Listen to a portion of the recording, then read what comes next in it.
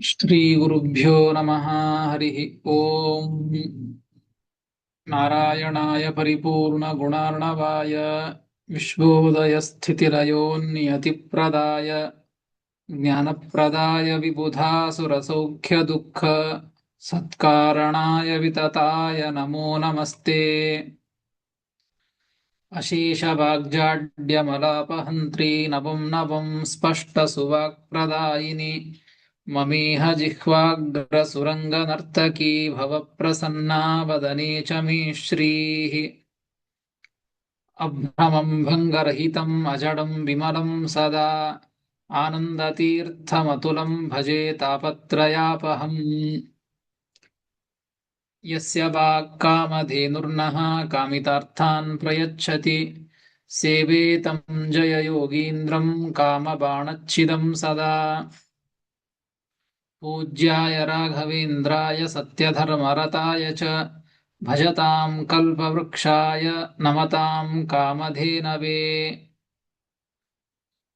सत्याभिघ्नकराब्जोत्थान् पञ्चाशद्वर्षपूजकान् सत्यप्रमोदतीर्थार्यान् नौमिन्यायसुधारतान्। आपादमौलिपर्यन्तं गुरूणाम् आकृतिं स्मरेत् तेन विघ्नाः प्रणश्यन्ति सिद्ध्यन्ति च मनोरथाः। श्रीगुरुभ्यो नमः। हरिः ओम्। ಶ್ರೀಮನ್ಮಹಾಭಾರತ ತಾತ್ಪರ್ಯ ನಿರ್ಣಯದ 5ನೇ ಅಧ್ಯಾಯ. ನಿನ್ನೆ ತಿಳಿದುಕೊಂಡಂತೆ ಶ್ರೀಮದಾಚಾರ್ಯರು ಈ ಜಟಾಯುವಿನ ಸಂಹಾರದ ಒಂದು ವಿಚಾರವನ್ನ, ಮೃತನಾದ ಮುಂದೆ ಅಂತಹ ಜಟಾಯುವನ್ನ ರಾಮಚಂದ್ರ ದೇವರು ಸಂಸ್ಕಾರವನ್ನ ಮಾಡಿ ಒಳ್ಳೆಯ ತನ್ನ ಲೋಕವನ್ನ ಭಗವಂತ ಕರುಣಿಸಿಕೊಟ್ಟ ಅಂತ ಅದನ್ನು ತಿಳಿಸಿಕೊಟ್ರು. ಇಷ್ಟು ಈ ಕಾರ್ಯವನ್ನ ಮಾಡಿ ರಾಮಚಂದ್ರ ದೇವರು ಮತ್ತೆ ಮುಂದೆ ಏನು ಮಾಡಿದ್ರು ಎಂಬುದನ್ನ ಮುಂದಿನ ಶ್ಲೋಕದಲ್ಲಿ ತಿಳಿಸಿಕೊಡ್ತಾರೆ. 42ನೆಯ ಶ್ಲೋಕ. ಅನ್ಯತ್ರ ಚೈವ ವಿಚರನ್ ಸಹಿತೋನುಜೇನ ಪ್ರಾಪ್ತಃ ಕರೌ ಸಹಸಾಥಕ ಬಂಧನಾಮ್ನಃ ಧಾತುರ್ವರಾದಖಿಲ ಜಾಯಿನ ಉಜ್ಜಿತಸ್ಯ ಮೃತ್ಯೋಶ್ಚ ವಜ್ರಪತನಾದತಿ ಕುಂಜಿತಸ್ಯ. ಕುಂಜಿತಸ್ಯ ಅಂತೂ ಪಾಠ ಇದೆ, ಕುಂಚಿತಸ್ಯ ಅಂತೂ ಪಾಠ ಇದೆ. ಅನ್ಯತ್ರ ಚೈವ ವಿಚರನ್ ಸಹಿತೋನುಜೇನ ಪ್ರಾಪ್ತಃ ಕರೌ ಸಹಸಾಥಕ ಬಂಧನಾಮ್ನಃ ಧಾತುರ್ವರಾದಖಿಲ ಜಾಯಿನ ಉಜ್ಜಿತಸ್ಯ ಮೃತ್ಯೋಶ್ಚ ವಜ್ರಪತನಾದತಿ ಕುಂಜಿತಸ್ಯ ಎಂಬುದಾಗಿ 42ನೆಯ ಶ್ಲೋಕ. ಪದವಿಭಾಗ. ಅನ್ಯತ್ರ ಚ ಏವ ವಿಚರನ್ ಸಹಿತಃ ಅನುಜೇನ ಪ್ರಾಪ್ತಃ ಕರೌ ಸಹ ಸಹಸಾ ಅಥ ಕಬಂಧನಾಮ್ನಃ ಧಾತುಃ ವರಾತ್ ಅಖಿಲಜಾಯಿನಃ ಉಜ್ಜಿತಸ್ಯ ಮೃತ್ಯೋಃ ಚ ವಜ್ರಪತನಾತ್ ಅತಿಕುಂಜಿತಸ್ಯ ಎಂಬುದಾಗಿ ಶ್ಲೋಕದ ಪದಚ್ಛೇದ. ಮುಂದೆ ಏನಾಯಿತು ಅಂತ ತಿಳಿಸ್ತಾರೆ. ಅನುಜೇನ ಸಹಿತ ಸಹ, ಅನುಜ ರಾಮಚಂದ್ರ ದೇವರ ತಮ್ಮನಾದಂತಹ ಲಕ್ಷ್ಮಣ, ಆ ಲಕ್ಷ್ಮಣನಿಂದ ಸಹಿತನಾದಂತಹ ರಾಮಚಂದ್ರ ದೇವರು ಅನುಜೇನ ಸಹಿತ. ಇಲ್ಲಿ ಒಂದು ವಿಶೇಷತೆ ಅಂದ್ರೆ, ಸಂಸ್ಕೃತದಲ್ಲಿ ಅನುಜೆ ಯಾರಿಂದ ಸಹಿತ ಅಂತ ಹೇಳಿರ್ತಾರೋ ಅವರು ಅಪ್ರಧಾನ ಅಂತ ಅರ್ಥ. ರಾಮದೇವರು ಪ್ರಧಾನರಾದವರು, ಲಕ್ಷ್ಮಣನಿಗಿಂತಲೂ ರಾಮ ಉತ್ತಮ, ಪ್ರಧಾನ. ಹೀಗಾಗಿ ಸಹಯುಕ್ತೇ ಅಪ್ರಧಾನೆ ಅಂತ ಒಂದು ವ್ಯಾಕರಣ ಸೂತ್ರ. ಹೀಗಾಗಿ ಯಾರ ಜೊತೆಗೆ ಅಂತ ಹೇಳ್ತಿರ್ತದಲ್ಲ ಅವರು ಅಪ್ರಧಾನರು ಅಂತ ಅರ್ಥ. ಲಕ್ಷ್ಮಣನ ಜೊತೆಗೆ ಅಂತ ಹೇಳ್ತಾ ಇದ್ದರಿಂದಾಗಿ ಎಲ್ಲ ಕಡೆಗೂ ಅಷ್ಟೇ ಲಕ್ಷ್ಮಣ ಅಪ್ರಧಾನ, ಪ್ರಧಾನ ರಾಮದೇವರು ಅಂತ ಅರ್ಥ. ಹಾಗಾಗಿ ಆ ಅನುಜೇನ ಸಹಿತ ಅಂದ ಕೂಡಲೇ ಇವರೇ ಪ್ರಧಾನ, ಅವ್ರ ಜೊತೆಗೆ ಅಂದ ಮಾತ್ರಕ್ಕೆ ಅವರೇ ಪ್ರಧಾನ ಅಂತ ಅರ್ಥ ಅಲ್ಲ. ಸಹಯುಕ್ತೇ ಅಪ್ರಧಾನಿ ಅಂತ ವ್ಯಾಕರಣದ ಸೂತ್ರದ ಅನುಸಾರವಾಗಿ ಲಕ್ಷ್ಮಣನಿಂದ ಸಹಿತನಾದಂತಹ ರಾಮ ಅಂದ್ರೆ ಲಕ್ಷ್ಮಣ ಇಮ ಅಪ್ರಧಾನ, ರಾಮ ಪ್ರಧಾನ ಅಂತ ಅರ್ಥ. ಅಂತಹ ಲಕ್ಷ್ಮಣನಿಂದ ಸಹಿತರಾದಂತಹ ರಾಮಚಂದ್ರ ದೇವರು ಅನ್ಯತ್ರ ವಿಚರನ್ ಸನ್, ಒಂದು ಅದೇ ಕಾಡಿನೊಳಗೆ ಸಂಚಾರ ಮಾಡ್ತಾ ಇದ್ದದ್ದು, ಜಟಾಯುವನ್ನು ಸಂಸ್ಕಾರ ಮಾಡಿದ್ದು, ಮತ್ತೆ ದೊಡ್ಡ ಬೇಕಾದಷ್ಟು ಕಾಡು ಪ್ರದೇಶ ಇದೆ. ಹೀಗಾಗಿ ರಾಮಚಂದ್ರ ದೇವರು ಸಂಚಾರವನ್ನ ಮಾಡ್ತಾ ಮತ್ತೆ ಹೊಂಟ್ರು, ಸೀತಾದೇವಿಯ ಅನ್ವೇಷಣವನ್ನ ಮಾಡ್ತಾ ವಿಚರನ್ ಸನ್ ಸಂಚಾರವನ್ನ ಮಾಡ್ತಾ ಇರುವಂತಹ ಪ್ರಸಂಗ. ಅಂತಹ ಪ್ರಸಂಗದಲ್ಲಿ ಏನಾಯ್ತು ಅಂತ ಹೇಳ್ತಾರೆ. ವಿಚರನ್ ಸನ್ ಧಾತು ವರಾತ್, ಧಾತು ಬ್ರಹ್ಮದೇವರು, ಧಾತ ಷಷ್ಠಿ ಭಕ್ತಿ, ಧಾತು ಬ್ರಹ್ಮದೇವರ ವರದಿಂದ, ಬ್ರಹ್ಮದೇವರ ವರದಿಂದ ಅಖಿಲ ಜಾಯಿನಃ ಎಲ್ಲರನ್ನ, ಅಖಿಲಂ ವಿಶ್ವಂ ಜೇತುಂ ಶೀಲಂ ಅಸ್ಯ ಅಸ್ತಿ ಇತಿ ಅಖಿಲ ಜಾಯಿ ತಸ್ಯ, ಇಡೀ ಜಗತ್ತನ್ನೇ ಗೆಲ್ಲುವಂತಹ ಒಂದು ಆ ಶಕ್ತಿಯನ್ನ, ಆ ಒಂದು ವರವನ್ನ, ಅಂತಹ ವರವನ್ನ ಬ್ರಹ್ಮದೇವರಿಂದ ಪಡೆದುಕೊಂಡಿದ್ದ ಆ ಕಬಂಧ ಒಬ್ಬ ಅಸುರ. ಧಾತು ವರಾತ್ ಅಖಿಲ ಜಾಯಿನಃ ಎಲ್ಲರನ್ನ ಗೆಲ್ಲುವಂತಹ, ಮತ್ತು ಮೃತ್ಯೋಶ್ಚ ಮೃತ್ಯೋ ಉಜ್ಜಿತಸ್ಯ ಮರಣಾತ್ ಮುಕ್ತಸ್ಯ ಅಂತ ಅರ್ಥ. ಮರಣದಿಂದ ಮುಕ್ತನಾಗಿದ್ದ ಅಂದ್ರೆ ಆ ಬ್ರಹ್ಮದೇವರ ವರದಿಂದ ಅವಧ್ಯತ್ವವನ್ನು ಪಡೆದುಕೊಂಡಿದ್ದ. ಅಂದ್ರೆ ಯಾವ ದೇವತೆಗಳಿಂದಲೂ ಕೂಡ, ಯಾರಿಂದಲೂ ಕೂಡ ಸಾಯಬಾರದು ಅಂತ ಹೇಳಿ. ಬ್ರಹ್ಮದೇವರಿಂದ ಸೃಷ್ಟರಾದ ಯಾರಿಂದಲೂ ಅಂತ ಅರ್ಥ. ಸಾಯಲೇಬಾರದು ಅಂತ ವರವನ್ನ ಬ್ರಹ್ಮದೇವರು ಕೊಡೋದಿಲ್ಲ, ಅವ್ರಿಗೂ ವರವನ್ನ ತೆಗೆದುಕೊಳ್ಳಿಕ್ ಆಗೋದಿಲ್ಲ.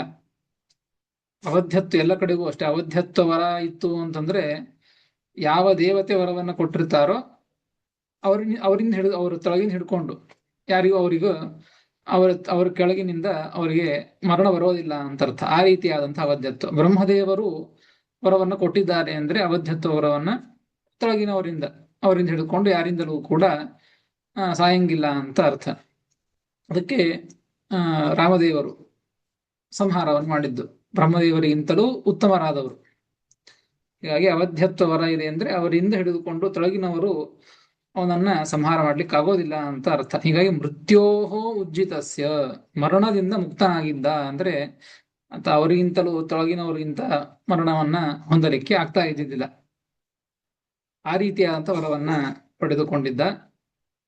ಎಲ್ಲರನ್ನ ಗೆಲ್ಲುವಂತಹ ಒಂದು ವರವನ್ನ, ಮತ್ತು ಸಾಯಬಾರದು, ಅವಧ್ಯನಾಗಿರಬೇಕು ಎನ್ನುವಂತಹ ವರವನ್ನ ಪಡೆದುಕೊಂಡಿದ್ದ. ಮತ್ತೆ ಹೇಗಿದ್ದ ಅಂದ್ರೆ ವಜ್ರಪತನಾತ್ ಅತಿಕುಂಜಿತಸ್ಯ. ವಜ್ರಪತನ, ವಜ್ರ ಅಂದ್ರೆ ವಜ್ರಾಯುಧ, ಇಂದ್ರದೇವರ ವಜ್ರಾಯುಧ ಇವನ ಮೇಲೆ ಬಿದ್ದಿದ್ದಕ್ಕೆ, ಆ ಒಬ್ಬ ಅಸುರ ಆ ದೈತ್ಯನ ಮೇಲೆ ಬಿದ್ದಿದ್ದಕ್ಕೆ ಏನಾಗಿತ್ತು ಅಂದ್ರೆ ಅತಿಕುಂಜಿತಸ್ಯ, ಅತಿಕುಂಚಿತಸ್ಯ ಅಂದ್ರೆ ಕುಂಚಿತನಾಗಿದ್ದ ಅಂದ್ರೆ ಎಷ್ಟು ಅವನ ಒಂದು ಎತ್ತರ ಇತ್ತೋ ಅದರಿಂದ ಕಡಿಮೆ ಆಗಿದ್ದ. ಏನಾಗಿತ್ತು ಅಂದ್ರೆ ಉದರೇ ಶಿರಃ ಸಕ್ತಿ ಪ್ರವೇಶಾತ್ ಸಂಕೋಚಂ ಪ್ರಾಪ್ತಸ್ಯ, ಅವನ ತಲೆ ಹೊಟ್ಟೆಯ ಒಳಗೆ ಹೋಗಿಬಿಟ್ಟಿತ್ತು. ಆ ಅಸುರನ ತಲೆ ಏನಾಗಿತ್ತು ಅಂದ್ರೆ ಹೊಟ್ಟೆಯ ಒಳಗಡೆನೆ, ತನ್ನ ಹೊಟ್ಟೆಯ ಒಳಗೆ ವಜ್ರಾಯುಧ ತಲೆಯ ಮೇಲೆ ಬಿದ್ದಾಗ ಆ ವಜ್ರಾಯುಧ ಬಿದ್ದಿದ್ದಕ್ಕೆ ತಲೆ ಹೊಟ್ಟೆಯ ಒಳಗೆ ಹೋಗಿತ್ತು ಆ ಭಾಗೆಲ್ಲ. ಮತ್ತೆ ತಲೆಯ ಇಡೀ ಮುಖ ಎಲ್ಲವೂ ಕೂಡ ಹೊಟ್ಟೆಯ ಒಳಗೆ ಹೋದಾಗ ತಿನ್ನೋದು ಹೇಗೆ ಹೇಗೆ ಅಂತ ಆ ರೀತಿಯಾಗಿ ಕೇಳಿಕೊಂಡಾಗ ಆ ವರವನ್ನು ಆ ಇಂದ್ರದೇವರು ಹೊಟ್ಟೆಯಿಂದಲೇನೆ, ಅಲ್ಲಿಂದಲೇನೆ ನೀನು ಒಂದು ಆಹಾರವನ್ನ ಸ್ವೀಕಾರ ಮಾಡಬೇಕು, ಸ್ವೀಕಾರ ಮಾಡ್ಲಿಕ್ಕಾಗ್ತದೆ ಅಂತ ಒಂದು ಕರುಣಿಸಿ ಹೇಳಿದ್ರು. ಹೀಗಾಗಿ ಸಂಕೋಚಂ ಪ್ರಾಪ್ತಸ್ಯ, ಅದಕ್ಕೆ ಅವನಿಗೆ ಕಬಂಧ ನಾಮ್ನಃ ರಾಕ್ಷಸಸ್ಯ, ತಲೆ ಇರಲಿಲ್ಲ ಅವನಿಗೆ. ಹೀಗಾಗಿ ಕೇವಲ ರುಂಡವೇ ಇಲ್ಲ, ಕೇವಲ ಮುಂಡ ಭಾಗ ಮಾತ್ರ ಇದ್ದದ್ದು. ಹೀಗಾಗಿ ಕಬಂಧ, ಕಬಂಧ ನಾಮ್ನ, ಅದಕ್ಕಾಗಿ ಅವನಿಗೆ ಕಬಂಧ ಅಂತ ಹೆಸರು ಬಂದದ್ದು. ಕಬಂಧ ನಾಮ್ನಃ ರಾಕ್ಷಸಸ್ಯ, ಆ ರೀತಿಯಾಗಿರುವಂತಹ ಕಬಂಧ ಎಂಬುವಂತಹ ಹೆಸರಿನ ರಾಕ್ಷಸ, ಆ ರಾಕ್ಷಸನ ಸಹಸಾ ಕರೌ ಪ್ರಾಪ್ತ. ಇವರೇನು ರಾಮಚಂದ್ರ ದೇವರು ಲಕ್ಷ್ಮಣ ತಿರುಗ್ತಾ ತಿರುಗ್ತಾ ಮತ್ತೊಂದು ವನಕ್ಕೆ ಹೋಗಿದ್ದಾರೋ ಅಂತಹ ವನದಲ್ಲಿ ಸಹಸ ಇದಕ್ಕಿದ್ದ ಹಾಗೆ ಈ ಅಸುರನ ಕೈಗಳಿಗೆ ಅವರು ಸಿಕ್ಕೊಂಡ್ರು. ಕರೌ ಪ್ರಾಪ್ತ, ಆ ಕಬಂಧನ ಅಸುರನ ಕೈಗೆ ಇವರು ಕೈಯನ್ನ ಹೊಂದಿದ್ರು, ಕೈಗಳನ್ನ ಹೊಂದಿದ್ರು ಅಂದ್ರೆ ಅವ ಹಿಡಿದುಕೊಂಡ ಅಂತ ಅರ್ಥ ಇವರಿಬ್ಬರನ್ನ. ಕರೌ ಪ್ರಾಪ್ತ, ಪ್ರಾಪ್ತ ಅಭೂತ್ ಇತಿ ಶೇಷಃ, ಅವನ ಕೈಗೆ ಸಿಕ್ಕವರಾದರು ಅಂತ ಅರ್ಥ, ಅವನು ಹಿಡಿದುಕೊಂಡ ಅಂತ ಈ ರೀತಿಯಾಗಿ ಅರ್ಥ. ಈ ಒಂದು ಕಥಾಭಾಗವನ್ನ ತಿಳಿಸಿ, ಕಬಂಧ ಈ ರಾಮದೇವರನ್ನ ಲಕ್ಷ್ಮಣನನ್ನ ಹಿಡಿದುಕೊಂಡ ಅಂತ ಇಷ್ಟು ಕಥೆ ಇದ್ದದ್ದು. ಮುಂದಿನ ಶ್ಲೋಕದಲ್ಲಿ ಆ ಮುಂದಿನ ಕಥೆಯನ್ನ ತಿಳಿಸ್ತಾ ಮುಂದೆ ಏನಾಯ್ತು, ಹಿಡಿದುಕೊಂಡ, ಏನ್ ಮಾಡಿದ, ಅವರನ್ನ ತಿಂದು ಹಾಕಿದನ ಏನು ಅಂತ ಕಥಾ ಮುಂದಿನ ವಿಚಾರವನ್ನು, ಕಥೆಯನ್ನು ಅಥವಾ ಇವರೇನ್ ಮಾಡಿದ್ರು ಎಂಬುದನ್ನ ಕಥೆಯನ್ನು ಮುಂದಿನ ಶ್ಲೋಕದಲ್ಲಿ ತಿಳಿಸ್ತಾ ಇವನ ಪೂರ್ವ ವೃತ್ತಾಂತವನ್ನು ತಿಳಿಸ್ತಾರೆ. ಇವನು ಯಾರು ಅಂತ, ಕಬಂಧ ಎಂಬುವಂಥ ಅಸುರ ಇವನು ಯಾರು, ಅದರ ಬಗ್ಗೆಯೂ ಕೂಡ ತಿಳಿಸಿಕೊಡ್ತಾರೆ. 43ನೇ ಮುಂದಿನ ಶ್ಲೋಕ. ಆಚಾರ್ಯ, ಇಲ್ಲಿ ಕೊನೆಯದಾಗಿ ಶೇಷ ಅಂತಿದೆಯಾ, ಅದು ಏನರ್ಥ? ಅದು ಶೇಷ ಅಂದ್ರೆ ಇಟ್ಕೊಳ್ಳೋದು ಅಂತ ಅರ್ಥ. ಅಭೂತ್ ಅಂತ ಕ್ರಿಯಾಪದ ಇಲ್ಲ, ಕರೌ ಪ್ರಾಪ್ತ ಅಭೂತ್ ಅಂತ ಅರ್ಥ. ಕೈಗಳನ್ನ ಹೊಂದಿದವರಾದರು, ಆ ಕಬಂಧ ಅಸುರನ ಕೈಗಳನ್ನ ಹೊಂದಿದವರು ಅಂತಿಷ್ಟೇ ಅರ್ಥ. ಪ್ರಾಪ್ತ ಹೊಂದಿದವರು, ಹೊಂದಿದವರು ಆದರು ಅಂತ ಅರ್ಥ. ಅಭೂತ್ ಇತಿ ಶೇಷ, ಅಭೂತ್ ಅಂತ ಕ್ರಿಯಾಪದವನ್ನು ಇಟ್ಕೊಳ್ಬೇಕು. ಸರ್, ಒಂದು ಪ್ರಶ್ನೆ ಇದೆ ಸರ್. ಸೀತಾಕೃತಿನಲ್ಲಿ ಇಂದ್ರದೇವ ಪ್ರವೇಶ ಮಾಡಿದ್ರು, ಆಮೇಲೆ ವೇದಾವತಿ ದೇವಿ ಪ್ರವೇಶ ಮಾಡಕ್ಕಾಯ್ತು ಅಂತ ಹೇಳಿದ್ರಿ. ಅದ್ರ ಅಲ್ಲಿ ಮುಖ್ಯ ಪ್ರಾಣ ಇಲ್ದ ಹೆಂಗೆ ಆಗತ್ತೆ ಸರ್? ಇದ ಮೊದ್ಲೇ ಇರ್ತಾರ ಅಂತ ತಿಳ್ಕೊಬೇಕಾ? ಏನ್ ಹೇಳಿ? ಈಗ ಸೀತಾಕೃತಿನಲ್ಲಿ ಇಂದ್ರದೇವರು ಪ್ರವೇಶ ಮಾಡಿದ್ರು, ಆಮೇಲೆ ವೇದಾವತಿ ಅವರಿಗೆ ಪ್ರವೇಶ ಮಾಡಕ್ಕಾಗಿತ್ತು ಅಂತ ಹೇಳಿದ್ರಿ. ಇಂದ್ರದೇವ ಅಲ್ಲಿ ಹೇಳಿದ್ದಾರೆ ನೋಡಿ, ಇಂದ್ರದೇವರು ಪ್ರವೇಶ ಮಾಡುವಕ್ಕಿಂತ ಮೊದಲಿಗೇನೆ ಅಲ್ಲಿ ಒಂದು ರೂಪದಿಂದ ಸೀತಾದೇವಿಯ ಸನ್ನಿಧಾನವೂ ಇತ್ತು ಅಂತಲ್ಲಿ ಅಂತ ಹೇಳಿದ್ದಾರೆ. ಬಟ್ ಮೂರ್ತಿ ಅಂತ ಇದೆಯಲ್ಲ ಸರ್ ಅಲ್ಲಿ ಫಸ್ಟ್, ಎಲ್ಲೇ ಅಲ್ಲ, ಫಸ್ಟ್ ಒಂದು ಮೂರ್ತಿ. ಹೌದು, ಅಗ್ನಿದೇವರು ಸೃಷ್ಟಿ ಮಾಡಿ ಸೀತಾದೇವಿ ಆಜ್ಞೆಯಂತೆ ಅಲ್ಲಿ ಇಟ್ಟದ್ದು ಮೂರ್ತಿಯನ್ನ. ಆ ಪ್ರಸಂಗದಲ್ಲಿ ಏನೇ ಸೀತಾದೇವಿ ಒಂದು ರೂಪದಿಂದ ಮೂರ್ತಿಯೊಳಗೆ ದೇವರ ಸನ್ನಿಧಾನ ಇದ್ದೇ ಇರ್ತದಲ್ಲ, ಹಾಗೆ ಆ ಆಕೃತಿಯಲ್ಲಿ ಸೀತಾದೇವಿಯ ಸನ್ನಿಧಾನವೂ ಇತ್ತು. ದೇವರ ಸನ್ನಿಧಾನ ಇದ್ದೇ ಇರ್ತದೆ, ಸರ್ವತ್ರ ವ್ಯಾಪ್ತ ಮುಖ್ಯ ಪ್ರಾಣದೇವ ಸನ್ನಿಧಾನ ಇದ್ದೇ ಇರ್ತದೆ. ಆದರೆ ಚಲನವಲನಾದಿಗಳಾಗಬೇಕು. ಈ ನಾವು ದೇವರ ಪೂಜೆಯನ್ನು ಮಾಡ್ತೇವೆ ಮೂರ್ತಿಗಳಲ್ಲಿ, ಆ ಮೂರ್ತಿಗಳಲ್ಲಿ ನಿಯಮೇನ ಪ್ರಾಣದೇವರ ಸನ್ನಿಧಾನವೂ ಇರ್ತದೆ. ಹಾಗೆ ಪೂಜೆಯನ್ನು ಹಾಗೆ ಮಾಡಬೇಕು. ದೇವರ ಪ್ರತಿಮೆ ಆಗಲಿ ಪ್ರಾಣದೇವರ ಪ್ರತಿಮೆ ಆಗಲಿ, ದೇವರ ಪ್ರತಿಮೆಯಲ್ಲಿಯೂ ಕೂಡ ನೇರವಾಗಿ ಭಗವಂತನಿಗೆ ಅಭಿಷೇಕ ಅಂತ ಆಗೋದಿಲ್ಲ. ಮುಖ್ಯ ಪ್ರಾಣದೇವರ ಅಂತರ್ಯಾಮಿಯಾಗಿ, ಲಕ್ಷ್ಮೀದೇವಿ ಅಂತರ್ಯಾಮಿಯಾಗಿ ಭಗವಂತ ಅಲ್ಲಿ ಸನ್ನಿಹಿತನಾಗಿದ್ದಾನೆ, ಆ ಭಗವಂತನಿಗೆ ಅಭಿಷೇಕ. ಹೀಗೆ ಮೂರ್ತಿಯಲ್ಲೇನೆ ಈ ರೀತಿಯಾಗಿ ನಾವು ವಿಚಾರ ಮಾಡೋದು. ಅಲ್ಲಿ ಸನ್ನಿಧಾನ ಇದ್ದೇ ಇರ್ತದೆ, ಆ ಆಕೃತಿಯಲ್ಲೂ ಸನ್ನಿಧಾನ ಇದ್ದೇ ಇರ್ತದೆ. ಆ ಚಲನವಲನಾದಿಗಳು ಆಗುವ ಸಲುವಾಗಿ ಇಂದ್ರದೇವರು ಪ್ರವೇಶ ಮಾಡಿದ್ದು ಇಷ್ಟೇ.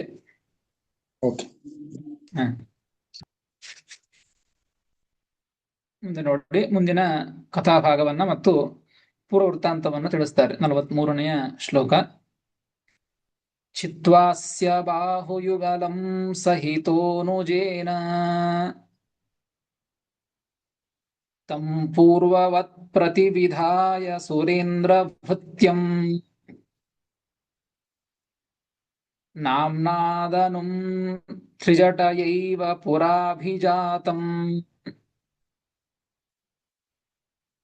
ಗಂಧರ್ವಮಾಶು ಚ ತತೋಪಿ ತದರ್ಚಿತೋಗಾತ್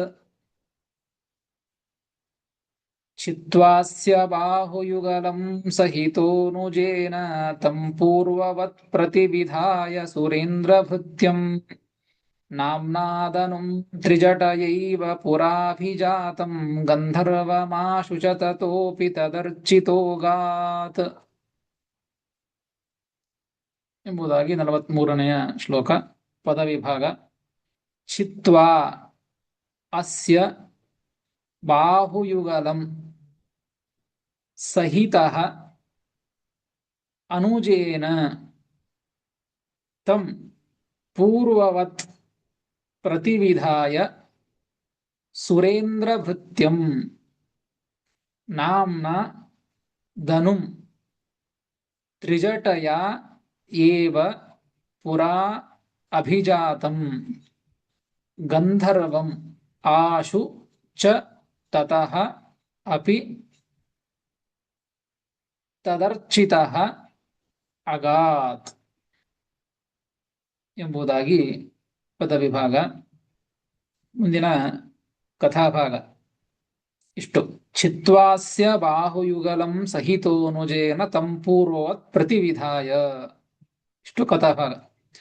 ಏನು ಅಂದ್ರೆ ಅನುಜೇನ ಸಹಿತ ಮತ್ತೆ ಅಂತ ನೋಡಿ. ಅನುಜೇನ ಸಹಿತ ರಾಮ, ಲಕ್ಷ್ಮಣನಿಂದ ಸಹಿತನಾದಂತಹ ರಾಮಚಂದ್ರ ದೇವರು ಅಂದ್ರೆ ರಾಮದೇವರೇ ಪ್ರಧಾನ ಅಂತ ಅರ್ಥ. ಅಪ್ರಧಾನ ಲಕ್ಷ್ಮಣ, ಪ್ರಧಾನರಾದಂತಹ ಉತ್ತಮರಾದಂತಹ ರಾಮಚಂದ್ರ ದೇವರು ಲಕ್ಷ್ಮಣನಿಂದ ಸಹಿತರಾದಂಥವರು ಏನ್ ಮಾಡಿದ್ರು ಅಂದ್ರೆ ಆ ಕಬಂಧ ರಾಕ್ಷಸ ಇವರನ್ನ ಹಿಡಿದುಕೊಂಡಿದ್ದಾನೆ. ಹರೀಶ್ ಸಾಮರ್ಥ್ಯವನಿಗೆ ಬಹಳ ಉದ್ದಾದಂತಹ ಕೈಗಳು, ಅಂತಹ ಒಂದು ವರವನ್ನು ಪಡೆದುಕೊಂಡಿದ್ದ. ಎಲ್ಲಿದ್ದರಂತಹ ವ್ಯಕ್ತಿಗಳನ್ನು ಆ ಕಾಡಿನೊಳಗೆ ಅರಣ್ಯದಲ್ಲಿ ಅನಾಯಾಸವಾಗಿ ಅವರನ್ನ ಹಿಡಿದುಕೊಂಡು ತಾನು ತಿಂದು ಹಾಕಬಹುದು ಅಂತಹ ಒಂದು ವರವನ್ನು ಪಡೆದುಕೊಂಡಿದ್ದ. ಅಂತಹ ಅಸುರನ ಕೈಯಲ್ಲಿ, ರಾಕ್ಷಸನ ಕೈಯಲ್ಲಿ ಸಿಕ್ಕಿಕೊಂಡದ್ದು. ಏನ್ ಮಾಡಿದರು ಅಂದ್ರೆ ಇವರು ಅನುಜೇನ ಸಹಿತ, ಲಕ್ಷ್ಮಣನಿಂದ ಸಹಿತನಾದಂತಹ ರಾಮಚಂದ್ರ ದೇವರು ಅಸ್ಯ ಬಾಹುಯುಗಲಂ ಚಿತ್ವಾ, ಅಸ್ಯ ಬಾಹುಯುಗಲಂ ಚಿತ್ವಾ, ಈ ಕಬಂಧ ಅಸುರನ ಎರಡೂ ಕೈಗಳು, ಆ ಎರಡೂ ಕೈಗಳನ್ನು ಕೂಡ ಚಿತ್ವಾ ಅದನ್ನ ಕಡಿದು ಹಾಕಿದ್ರು.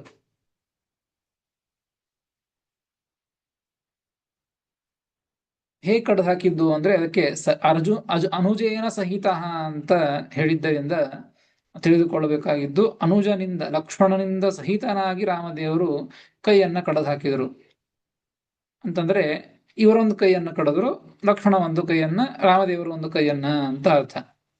ಅದಕ್ಕಾಗಿ ಅನುಜೇನ ಸಹಿತ ಅಂತ ಹೇಳಿದ್ದು. ಸಹಿತರಾಗಿ ಆ ಕೈಗಳನ್ನ, ಬಾಹುಯುಗಲಂ ಎರಡು ಕೈಗಳನ್ನು, ಎರಡು ಬಾಹುಗಳನ್ನು ಕೂಡ ಚಿತ್ವ ಅದನ್ನ ಕತ್ತರಿಸಿ ಬರೀತಾರೆ, ಟಿಪ್ಪಣಿಕಾರ ಬರೆದಿದ್ದಾರೆ ಅದನ್ನೇ. ಅನುಜೇನ ಸಹಿತ ಇತ್ಯನೇನ ಲಕ್ಷ್ಮಣೋಪಿ ಏಕಂ ಬಾಹುಂ ಚಿಚ್ಛೇದ ಇತ್ಯರ್ಥ. ಲಕ್ಷ್ಮಣನೂ ಕೂಡ ಒಂದು ಬಾಹುವನ್ನ ಕತ್ತರಿಸಿದ ಅಂತ ಅರ್ಥ. ಕತ್ತರಿಸಿ ಏನ್ ಮಾಡಿದ್ರು ಮುಂದೆ ಅಂತಂದ್ರೆ ತಂ ದೇಹಂ ಪೂರ್ವವತ್ ವಿರಾಧವತ್ ಪ್ರತಿವಿಧಾಯ, ಕೈ ಕತ್ತರಿಸಿ ಅವನನ್ನ ಸಂಹಾರ ಮಾಡಿದ್ರು. ಸಂಹಾರ ಮಾಡಿ ಅವನನ್ನ ಏನ್ ಮಾಡಿದ್ರು ಅಂದ್ರೆ ಒಂದು ಪೂರ್ವವತ್ ತಮ್ ದೇಹಂ, ಆ ದೇಹವನ್ನು ಏನ್ ಮಾಡಿದ್ರು ಅಂದ್ರೆ ಆ ಕಬಂಧ ಅಸುರನ ದೇಹವನ್ನ ಪೂರ್ವವತ್, ಪೂರ್ವವತ್ ಅಂದ್ರೆ ಹಿಂದಿನಂತೆ, ಹಿಂದಿನಂತೆ ಅಂದ್ರೆ ಹಿಂದೆ ಒಬ್ಬ ಅಸುರನನ್ನ ಸಂಹಾರ ಮಾಡಿದ್ದು ವಿರಾಧ ಅಂತ ಹೇಳಿ. ಆ ವಿರಾಧ ಅಸುರನನ್ನ ಹೇಗೆ ಸಂಹಾರ ಮಾಡಿದ್ದು ಅಂದ್ರೆ ಅವನ ಬಾಹುಗಳನ್ನ ಕಡೆದು ಒಂದು ಬಿಲದಲ್ಲಿ, ಗುಹೆಯಲ್ಲಿ ಹಾಕಿ ಬಂಡೆಗಳನ್ನ ಮುಚ್ಚಿಟ್ಟು ಅವನನ್ನು ಸಂಹಾರ ಮಾಡಿದರು ಅಂತ ಹೇಳಿದ್ದು. ಅದೇ ರೀತಿಯಾಗಿ ಇಲ್ಲೂ ತಿಳಿದುಕೊಳ್ಬೇಕು ಅಂತ ಹೇಳ್ತಾ ಇದ್ದಾರೆ. ಪೂರ್ವವತ್ ಪ್ರತಿವಿಧಾಯ, ಒಂದು ಕಲ್ಲು ಬಂಡೆಯ ಗುಹೆಯಲ್ಲಿ ಅವನನ್ನ ಮುಚ್ಚಿ ತುರುಕಿ ಒಂದು ಬಂಡೆಗಳನ್ನ ಮುಚ್ಚಿಟ್ರು. ಆ ರೀತಿಯಾಗಿ ಅವನನ್ನ ಮಾಡಿದರು ಅಂತ ಅರ್ಥ. ಅವರು ಬರೀತಾರೆ ಬಿಲಗಂ ಕಾರಯಿತ್ವ ಅಂತ ಅರ್ಥ. ತಂ ಪೂರ್ವವತ್ ಪ್ರತಿವಿಧಾಯ ಎಂಬುದಕ್ಕೆ ಬಿಲಗಂ ಕಾರಯಿತ್ವ, ಬಿಲ ಆ ಏನು ಗುಹೆಗಳ ರಂಧ್ರಗಳಿರ್ತಾವೋ ಆ ಗುಹೆ ಎಂಬುವಂತ ರಂಧ್ರ, ಆ ಬಿಲಗ, ಆ ಬಿಲದಲ್ಲಿ ಅವನನ್ನ ಇರುವಂತೆ ಅಂದ್ರೆ ಅವನನ್ನು ತುರುಕಿದ್ರು ಅಂತ ಅರ್ಥ. ಬಿಲಗಂ ಕಾರಯಿತ್ವ, ತುರುಕಿ ಮುಂದೆ ಆ ರೀತಿಯಾಗಿ ಅವನನ್ನ ಸಂಹಾರ ಮಾಡಿ ಆದ್ಮೇಲೆ ಏನ್ ಮಾಡಿದ್ರು, ಏನಾಯ್ತು ಅಂತಂದ್ರೆ ಅವನು ಯಾರು ನಿಜವಾಗಿಯೂ ಅಂತ ಅದನ್ನ ಹೇಳ್ತಾರೆ. ಗಂಧರ್ವಂ ವಿಶ್ವಾವಸ್ವಾಖ್ಯಂ ಗಂಧರ್ವಂ, ಇಲ್ಲಿ ಗಂಧರ್ವಂ ಅಂತಿದೆ ಶ್ಲೋಕದಲ್ಲಿ. ಇವನು ಗಂಧರ್ವ, ಅವನು ಪೂರ್ವದಲ್ಲಿ. ಯಾವ ಗಂಧರ್ವ? ಅವನ ಹೆಸರೇನು ಅಂದ್ರೆ ವಿಶ್ವಾವಸು ಅಂತ ಗಂಧರ್ವ. ಆ ಗಂಧರ್ವ ಇವನು ಏನು ಮಾಡಿದ್ದು? ಆ ಗಂಧರ್ವನೇ ತ್ರಿಜಟಾನಾಮ್ಯ ರಾಕ್ಷಸ್ಯ ಅಭಿಜಾತಂ. ತ್ರಿಜಟ ಅಂತ ಒಬ್ಬ ರಾಕ್ಷಸಿ. ಆ ತ್ರಿಜಟ ಎಂಬುವಂತಹ ರಾಕ್ಷಸಿಯಿಂದ ಇವನು ಹುಟ್ಟಿದವನು. ಗಂಧರ್ವನೇ ಇವಳಲ್ಲಿ ಹುಟ್ಟಿ ಬಂದದ್ದು. ಅವನ ಹೆಸರು ಧನು ಅಂತ ಅವನ ಹೆಸರು ನೋಡಿ. ಸುರೇಂದ್ರ ಭೃತ್ಯಂ, ಇಂದ್ರದೇವರ ಭೃತ್ಯ ಇವನು, ಸೇವಕ, ಇಂದ್ರದೇವರ ಭೃತ್ಯ ಗಂಧರ್ವ ಇವನು. ಅಂತಹ ವಿಶ್ವಾವಸು ಎಂಬುವಂತಹ ಗಂಧರ್ವ ತ್ರಿಜಟ ಎಂಬುವಂತಹ ರಾಕ್ಷಸಿಯಲ್ಲಿ ತ್ರಿಜಟೆಯಿಂದ ಪುರಾ ಅಭಿಜಾತಂ.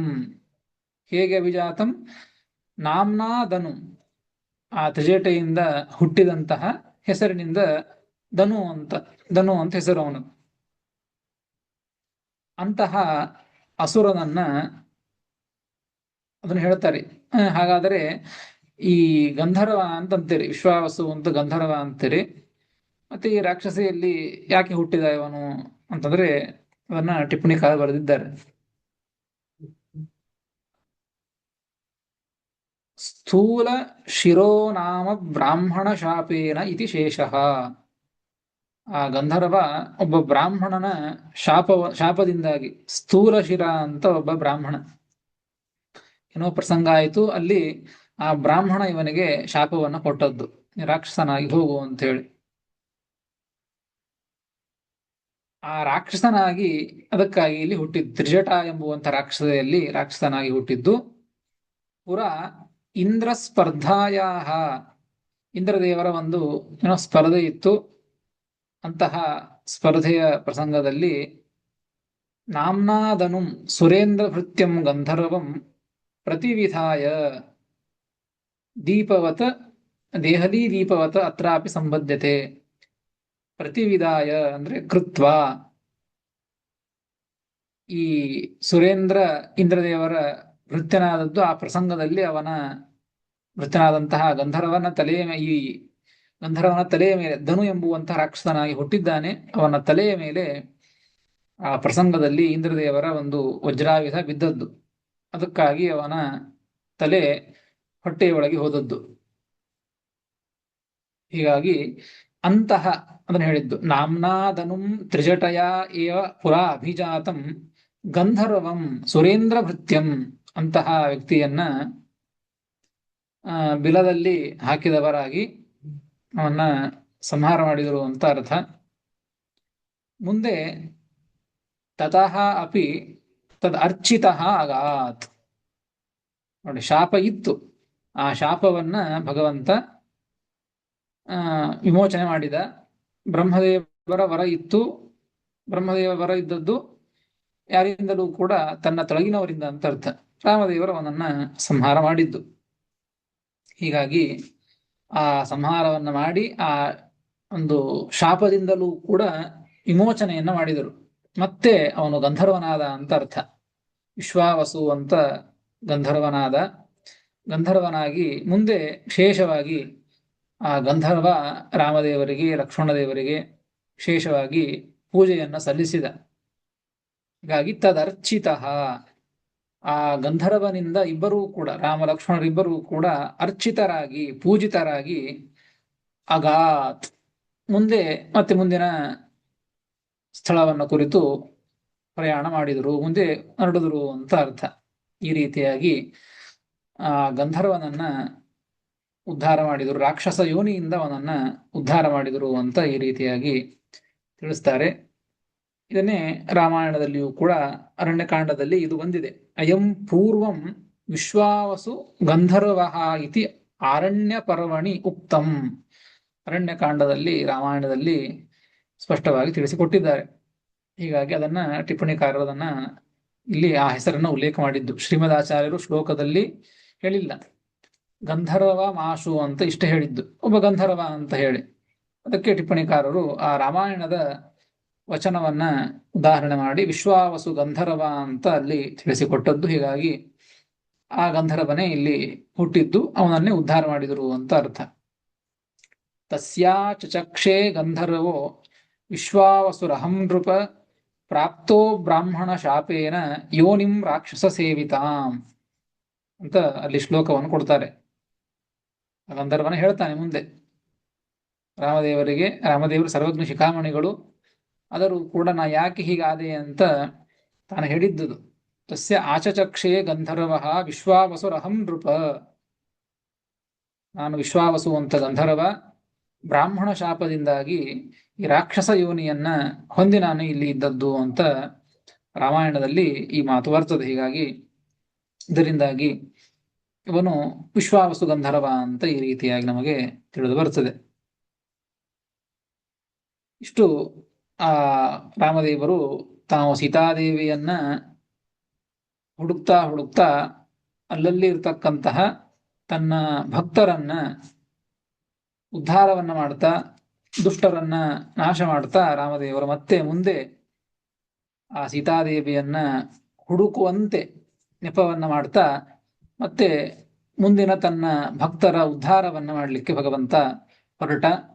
ಯಾರನ್ನ ಉದ್ಧಾರ ಮಾಡಲಿಕ್ಕೆ ಹೊರಟ ಎಂಬುದನ್ನು ಮತ್ತೆ ಮುಂದೆ ಯಾರನ್ನ ಉದ್ಧಾರ ಮಾಡಿದ ಎಂಬುದನ್ನು ಮುಂದಿನ ಶ್ಲೋಕದಲ್ಲಿ ತಿಳಿಸಿಕೊಟ್ಟಿದ್ದಾರೆ. ಅದನ್ನು ಮತ್ತೆ ನಾಳೆ ತಿಳಿದುಕೊಳ್ಳೋಣ ಅಂತ ಹೇಳ್ತೇನೆ. ಶ್ರೀಕೃಷ್ಣಾರ್ಪಣಮಸ್ತು. ಹರಯೇ ನಮಃ. ಹರೇ ನಮಃ. ನಮಸ್ಕಾರ.